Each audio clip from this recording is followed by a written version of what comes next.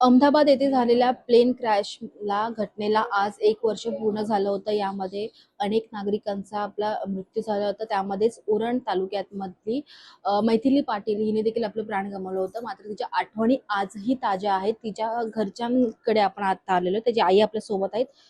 ते खरं तर दुःखद घटना होती. 1 वर्ष पूर्ण झालेलं आहे. असं वाटतंय का आज की वर्ष पूर्ण झालं? वाटायचं काय झालंय ना.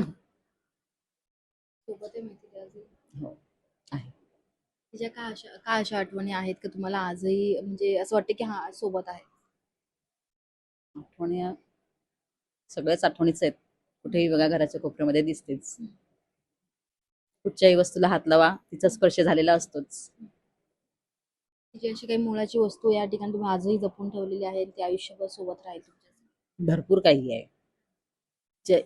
जेव्हा तिला आणली अहमदाबादवरनं तेव्हा तिच्या अंगावर ज्या वस्तू होत्या त्या लॅमिनेशन करून ठेवल्या.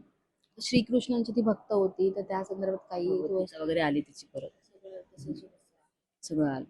इथले स्थानिक गव्हर्नमेंट असेल किंवा मग राज्य सरकार असेल त्यांच्याकडनं काही मदत किंवा प्रीतम म्हात्रेंनी मुलीची फी भरलेली गेल्या वर्षीची. बाकी कोणत्या नाही.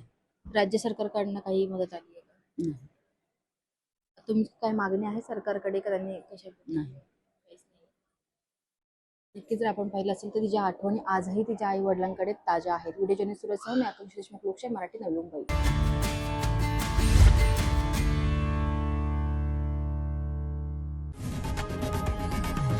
लोकशाही मराठी ऐका, पहा, जागरूक रहा.